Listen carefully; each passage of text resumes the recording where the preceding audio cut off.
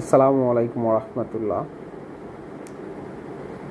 আমি আপনাদের মাঝে পরমাণু বোম সম্পর্কে কিছু তথ্য নিয়ে হাজির হলাম। তো আপনারা মন দিয়ে শুনবেন। কোন দেশের কাছে পারমাণবিক বোমা আছে এবং কে সর্বপ্রথম এই পারমাণবিক বোমা কোন দেশ আবিষ্কার করেছে এবং কিভাবে আবিষ্কার করলো, সম্পূর্ণ সঠিক তথ্য দিয়ে আপনাদেরকে সহায়তা করব। ইনশাআল্লাহ পাশে থাকবেন। এই পরমাণু বোমা আসলে সর্বপ্রথম আবিষ্কার করেছে আমেরিকায় এই পারমাণবিক বোমা আবিষ্কারের পর সর্বপ্রথম প্রয়োগ করা হয় জাপানের হিরোশিমাতে আর নাগাসাকিতে।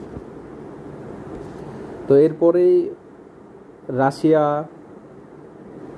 পারমাণবিক বোমা আবিষ্কার করে। তো এরপরে ক্রমাগতভাবে চীন, ফ্রান্স, যুক্তরাজ্য, তারপর ভারত, পাকিস্তান, উত্তর কোরিয়া, ইরানের কাছে পারমাণবিক বোমা আছে কিনা এখনো ঘোষণা করেনি, তবে ইসরায়েলের কাছে পারমাণবিক বোমা আছে এটা আসলে নিশ্চিত। অনেক সময় তারা এটা নিয়ে বলে যে আমাদের কাছে পারমাণবিক বোমা আছে, তবে অফিসিয়ালি কোনো ঘোষণা এখনো আসেনি। তবে এই বিশ্বের 9টি দেশের কাছে পারমাণবিক বোমা রয়েছে।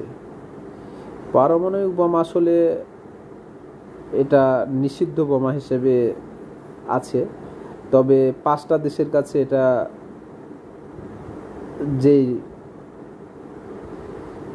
ভেটো প্রদানকারী 5টি দেশের কাছে পারমাণবিক বোমা, যে 5টি পারমাণবিক বোমা বৈধতা দিয়েছে জাতিসংঘ, তাছাড়া বাকিগুলা যে 4টি দেশ, পাকিস্তান, ভারত, উত্তর কোরিয়া, এগুলা দেশের কাছে, ইসরায়েল, এগুলা দেশের কাছে যে পারমাণবিক বোমা রয়েছে এগুলাকে আসলে নিষিদ্ধ বোমা হিসেবেই বিবেচিত করা হয়।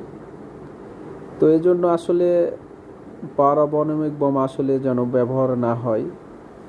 একবার নাগাসাকিতে এবং জাপানের হিরোশিমায় ব্যবহার করার পর সেই 60 বছর 70 বছর আগে এখানে বোমা ফেলা হয়েছিল, সেই ধ্বংসস্তূপ এবং তার ফলাফল এখনও জাপানিরা ভোগ করে। তাই আমরা ভবিষ্যতে এই ফলাফল যেন বয়ে না আসে এই কামনাই করি।